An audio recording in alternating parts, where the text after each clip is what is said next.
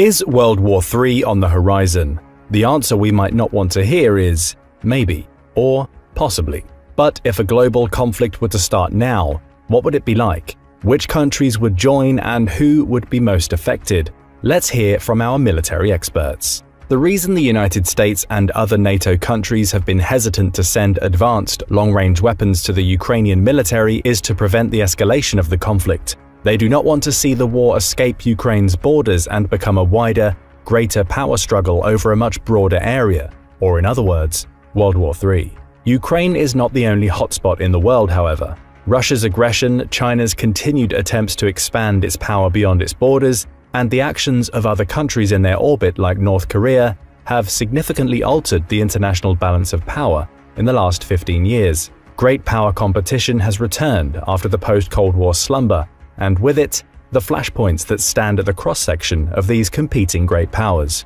If World War III were to break out in this decade, it would be between two sides. One would be a democratic alignment led by the United States. The other would be an authoritarian group of countries led by China, and centered mostly in the interior of the Eurasian landmass. If a general conflict were to break out between the two alliances, these are the countries likeliest to become the fronts in the war, and therefore likeliest to be wrecked in the process. To begin with, we are assuming that any new war between these two alliances will not, at least at first, escalate into a nuclear exchange. Presumably, the leaders of all the countries involved would have no wish to see themselves destroyed along with the rest of human civilization. World War III would probably remain conventional, at least in its initial stages, because the leaders of the countries involved in it would want to gain something out of the hostilities. Not all countries would be equally affected by World War III either. The conflict would mostly take place in hotspots in Europe and Asia, where the two alliances intersect, very much like tectonic plates grating against one another.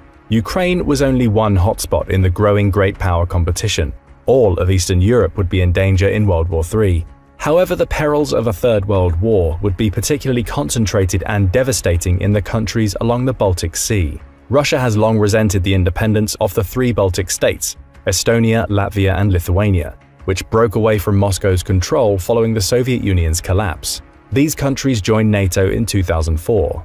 The Kremlin would like to bring them back into its orbit and project more power into the Baltic. You can therefore bet that Estonia, Latvia, and Lithuania would be a major battleground in any war between Russia and NATO, and they would be wrecked in the process. Although the Baltic states benefit from Article 5 protection under the North Atlantic Treaty, they still border Russia and would be outnumbered and outgunned in the event of war. The initial phase of the conflict would prove devastating to their armed forces as Russian troops, tanks, and air power concentrates over a much narrower front than the initial invasion of Ukraine in February 2022, which saw Russian power divided along four very broad fronts, thanks to Ukraine's huge size. The Baltic countries, by contrast, are small, and the Russian invasion of them would not be divided along several fronts, but concentrated in a straight drive from Russian and Belarusian borders to the Baltic Sea. This would also relieve some of the pressure on Russian logistics, which proved so much of a problem in Ukraine.